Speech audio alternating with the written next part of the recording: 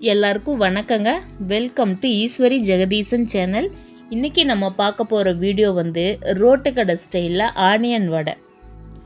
இந்த வடையை நான் உடச்சி காட்டும்போது ரொம்ப மொறுன்னு இருந்துச்சுங்க. ஆனால் பசங்க டிவி சவுண்டு அதிகமாக வச்சுருந்தங்காட்டிக்கு இந்த சவுண்டு நான் மியூட் பண்ணி வச்சுட்டேன். இந்த வீடியோலேயே லாஸ்ட்டில் சவுண்டோடு வச்சுருக்கேன். ஆனால் கொஞ்சம் டிவி சவுண்டும் வரும், கொஞ்சம் பார்த்து அட்ஜஸ்ட் பண்ணிக்கோங்க. சரி வாங்க, நம்ம ஆனியன் வடை எப்படி செய்கிறதுன்னு வீடியோக்குள்ளே போய் பார்த்துடலாம். ஆனியன் வடை செய்கிறதுக்கு 4 பெரிய வெங்காயம் க்ளீன் பண்ணி நீளமாக சன்னமாக கட் பண்ணி எடுத்துக்கிட்டேங்க. அது கூடவே கொஞ்சமாக உப்பு சேர்த்து நல்லா மிக்ஸ் பண்ணிக்கணும் ஃபஸ்ட்டே. அதுக்கப்புறமா பச்சை மிளகா 4 எடுத்துருக்கேங்க. குட்டி பச்சை மிளகாங்கிறங்காட்டிக்கு நான் 4 சேர்த்துக்கிட்டேன். காரம் அளவாக தான் இருக்கும்.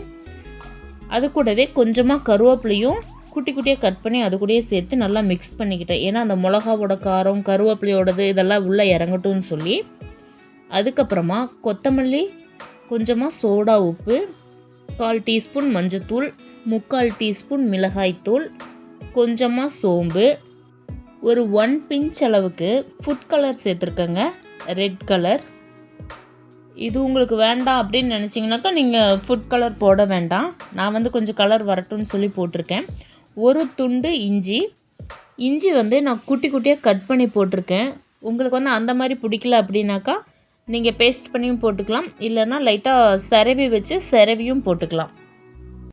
அடுத்தது மாவு ஐட்டம் சேர்த்துக்கலாங்க. அரிசி மாவு 2 ஸ்பூன், மைதா 2 ஸ்பூன், கார்ன்ஃப்ளவர் 1 ஸ்பூன். அவ்வளோதாங்க, நம்ம எல்லா பொருட்களும் சேர்த்தாச்சு. இதை நல்லா நம்ம மிக்ஸ் பண்ணிக்கலாம். நான் மிக்ஸ் பண்ணும்போது வெங்காயத்தில் உள்ள தண்ணியே சரியாக இருக்கும்னு நினச்சேன். ஆனால் 2 ஸ்பூன் போல் தண்ணி விட்டுக்கிட்டேன். நீங்கள் இது போல் செஞ்சு பார்க்கும்போது நல்லா பிசைஞ்சிட்டு தண்ணி தேவையில்லையான்னு பார்த்துட்டு சேர்த்துக்கோங்க. ஒரு பேனில் தேவையான அளவுக்கு எண்ணெய் வச்சுக்கிட்டேங்க. அது சூடாயிடுச்சான்னு செக் பண்ணிகிட்ருக்கேன். இந்த மாதிரி பபுள்ஸ் வந்தோடனே தான் நான் அடுத்தது உருண்டை பிடிச்சி போட போகிறேன். உருண்டை பிடிச்சி போடுறதுக்கு முன்னாடி கையில் எண்ணெய் தடவிக்கிட்டேங்க. இப்போ பாருங்கள், நான் உருட்டுறேன். அது ஒட்டுக்காவே தானே இருக்குது. இதுதான் அதனுடைய பக்குவம்.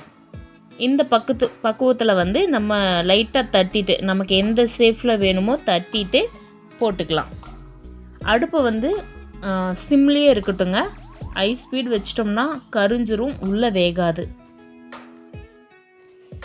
இந்த ஆனியன் வடை போட்ட உடனே திருப்பி போட்டுற வேண்டாங்க. கொஞ்சமாக வெந்ததுக்கப்புறமா நம்ம திருப்பி போட்டுக்கலாம்.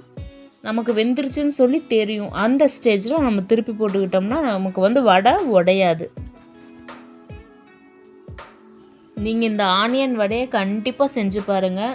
செஞ்சதுமே தெரியும் இது ரோட்டு கடை ஸ்டைலில் அதே மாதிரி இருக்குன்னு சொல்லி. செம்ம டேஸ்ட்டுங்க. அவ்வளோதாங்க, வடை ரெடி ஆயிடுச்சு. நம்ம அடுத்தது பிளாக் டீ தான் வைக்க போகிறேன். அந்த வீடியோவையும் லைட்டாக அப்படியே பார்த்துருங்க. இன்றைக்கி இந்த வீடியோ அவ்வளோதாங்க. இந்த வீடியோ உங்களுக்கு பிடிச்சிருக்குன்னு நான் நினைக்கிறேன்.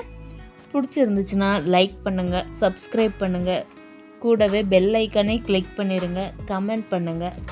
தேங்க்யூ. ஆனால் முழுசாக பாருங்கள் வீடியோவை.